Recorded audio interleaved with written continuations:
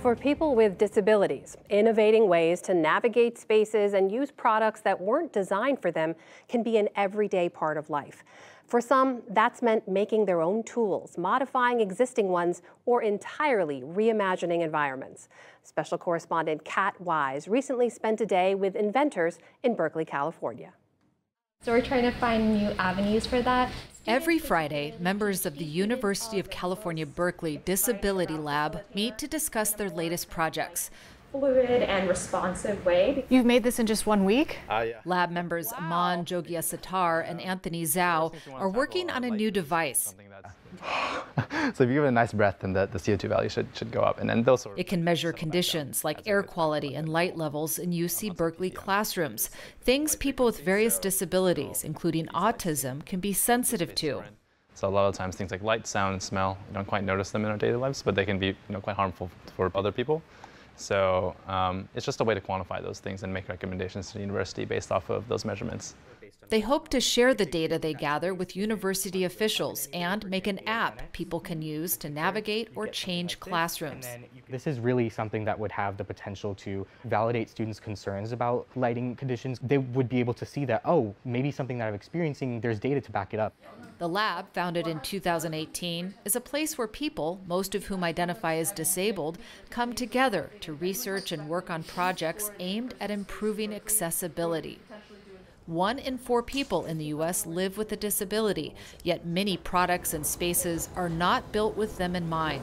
Lab founder Karen Nakamura and Associate Director Nate Tilton say they encourage members to be unashamed and hack their spaces on and off campus. The world is built for a certain type of people, and recognizing that it's built to allow some people to move without any issue throughout the world and succeed, and it's not built for others. In his second year at Berkeley, Tilton entered a classroom that was too tight to maneuver in his wheelchair, so he had to listen to the lecture facing a wall.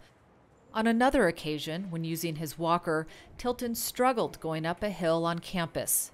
I ended up having to go to the ER because the hills just aggravated my disabilities quite a bit. But if the signage would have told me that there was an accessible route through some of these buildings that connected, that could have been avoided, but I had no idea. Those experiences inspired him to create the Radical Mapping Project, a crowdsourced navigation app designed to help students with disabilities get around campus. This is not just unique to Berkeley. This is something common to a lot of campuses where there's a lack of signage. There is a lack of understanding that accessibility just goes beyond a checklist. In an email to the NewsHour, a UC Berkeley communications official said the campus understands that despite general accessibility of classrooms, some classrooms present access barriers to disabled students. The official also provided a website link including campus maps related to disability access.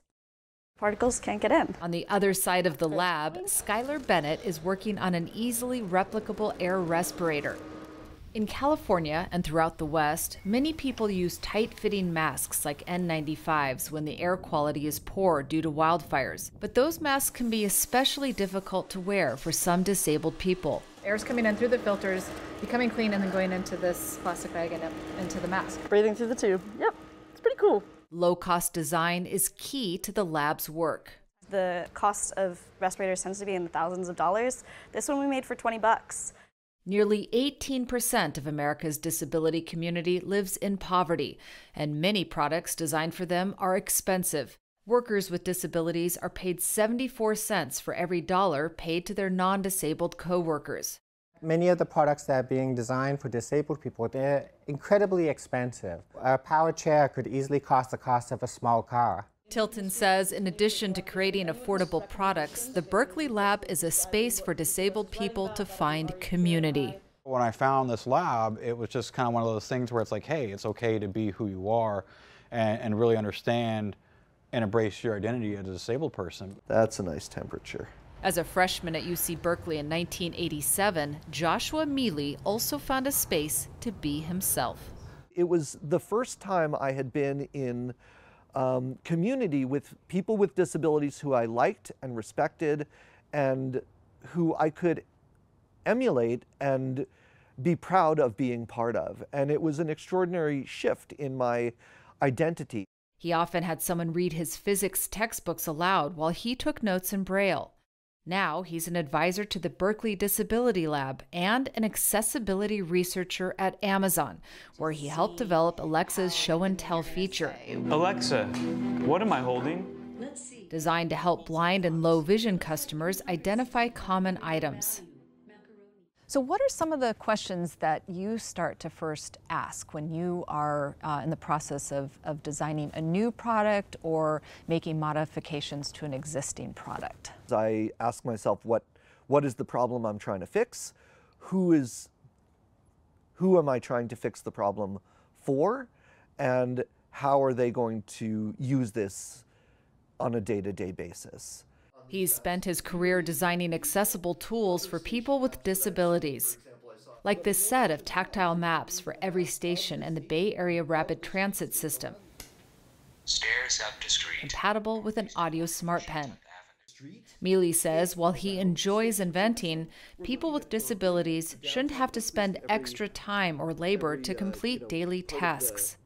There's a tax on people with disabilities, and it's a tax of time. And it means that there is, for any given thing that you want to do as a person with a disability, there's a good chance you will have to put in more effort, do more work, take more time to do that thing than someone else would have to do. Mealy says the key to creating accessible products is including people with disabilities in the process.